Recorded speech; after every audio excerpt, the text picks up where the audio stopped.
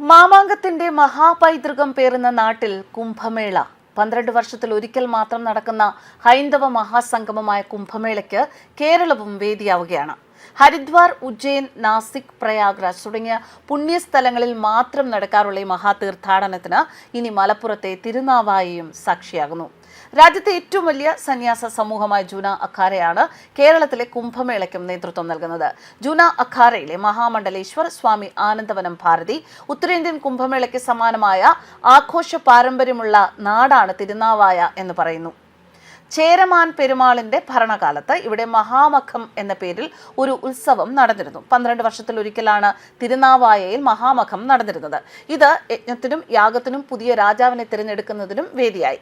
പിന്നീടാണ് ഈ ചടങ്ങ് മാമാങ്കം എന്ന പേരിൽ ആയോധന രൂപം കൈക്കൊണ്ടത്. തമിഴ്നാട്ടിലെ കുംഭകോണത്തും ഈ പാരമ്പര്യം നിലനിന്നിരുന്നു. ഭാരതപ്പുഴയുടെ തീരത്ത് പുനർജനിക്കുന്ന പൈതൃകം. തിരുനാവായ മഹാമഖം 2026 ഭാരതപ്പുഴയുടെ തീരത്തുള്ള പുണ്യഭൂമിയായ തിരുനാവായയിൽ നൂറ്റാണ്ടുകളുടെ ചരിത്രവും ആത്മീയതയും ഇഴചേർന്ന മണ്ണിൽ കേരളത്തിന്റെ കുംഭമേള എന്ന് വിശേഷിപ്പിക്കപ്പെടുന്ന തിരുനാവായ മഹാമഖം 2026 ജനുവരി 18 മുതൽ ഫെബ്രുവരി 3 വരെ അതിവിപുലമായിട്ടാണ് ആഘോഷിക്കപ്പെടുന്നത്.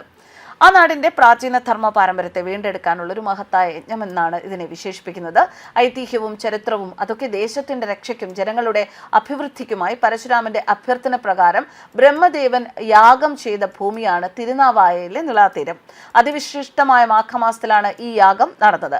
യാഗസമയത്ത് ഗംഗാദേവിയുടെ നേതൃത്വത്തിൽ ഭാരതത്തിലെ സമസ്ത പുണ്യതീർത്ഥങ്ങളും നിളാനദിയിൽ സംഗമിച്ചുവെന്നും അങ്ങനെ നിള ഭാരതപ്പുഴയായി മാറി എന്നുമാണ് ഐതിഹ്യം. സപ്തർഷികളും ദേവതകളും പങ്കെടുത്ത ഈ യാഗ സ്മരണാർത്ഥം എല്ലാ വർഷവും മാഘമാസത്തിൽ പുണ്യതീർത്ഥങ്ങളുടെ സാന്നിധ്യം ഇവിടെ ഉണ്ടാകും എന്നാണ് വിശ്വാസം. കാലക്രമേണ കേരളത്തിന്റെ ഹിന്ദു ധർമാധ്യക്ഷന്മാരെയും ചക്രവർത്തിമാരെയും ഒക്കെ വാഴിക്കുന്ന ചടങ്ങുകൾ ഈ മാഘമേളയുടെ ഭാഗമായി മാറി. പിൽക്കാലത്ത് നിന്നുപോയ ഈ സനാതന പാരമ്പര്യത്തെ പുനരുജ്ജീവിപ്പിക്കാനാണ് 2026 മഹാമഖം ലക്ഷ്യമിടുന്നത്.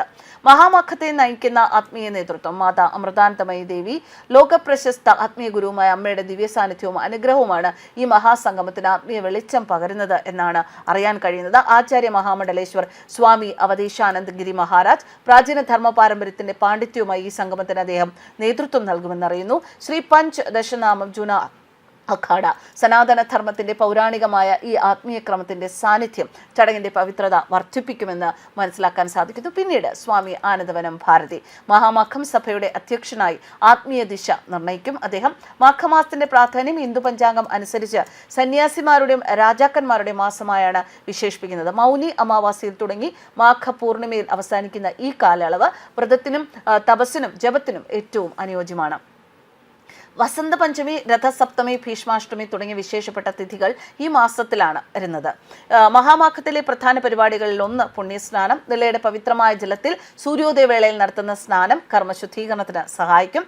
സത്സംഗവും ജപവുമുണ്ട്. പ്രഗത്ഭരായ ആചാര്യന്മാരുടെ ആത്മീയ പ്രഭാഷണങ്ങളുണ്ട്. തുടർച്ചയായ മന്ത്രജപങ്ങളുണ്ട്. ഭക്തർക്ക് ആഴത്തിലുള്ള ആത്മീയ അനുഭവം ഇത് സമ്മാനിക്കും. അന്നദാനം. ദിവസേന 10,000-ലധികം ഭക്തർക്ക് ഗുണമേന്മയുള്ള ഭക്ഷണം വിതരണം ചെയ്യുന്ന വിപുലമായ സംവിധാനവും ഒരുക്കിയിട്ടുണ്ട്. സാംസ്കാരിക പരിപാടികളുണ്ട്. കേരളത്തിന്റെ തനതായ കലാരൂപങ്ങൾ, ഭജനകൾ, ആത്മീയ ചർച്ചകൾ ഇതൊക്കെ ചടങ്ങിന് മിഴിവേകും എന്നാണ് അറിയാൻ സാധിക്കുന്നത്. 2028 മഹാമഖത്തിന് മുന്നോടിയായിട്ടാണ് കുംഭമേള. മാമാങ്കം ചടങ്ങുകൾ തിരുനാവായിൽ വീണ്ടും തുടങ്ങുന്നതിനുള്ള ശ്രമങ്ങൾ വർഷങ്ങൾക്ക് മുമ്പേ ആരംഭിച്ചിരുന്നതാണ്. 2016 ക്ഷേത്രത്തിലെ പ്രധാന പുരോഹിതൻ ഭാരതപ്പുഴയുടെ തീരത്ത് നദീപൂജ ചടങ്ങുകൾ നടത്തിയാണ് ഇതിന് തുടക്കം കുറിച്ചത്. കോവിഡ് കാലം ഒഴികെ ഇത് എല്ലാ വർഷവും തുടർന്നു. 2016 തുടങ്ങിയ ഈ ചടങ്ങുകളുടെ തുടർച്ചയായി 2028 മഹാകുംഭമേള ആഘോഷിക്കാനാണ് നിലവിലെ തീരുമാനം. അതിന് മുന്നോടിയായുള്ള ഒരുക്കം എന്ന നിലയിലാണ് 2026 കുംഭമേള ചടങ്ങുകൾ. News desk കർമാനസ്.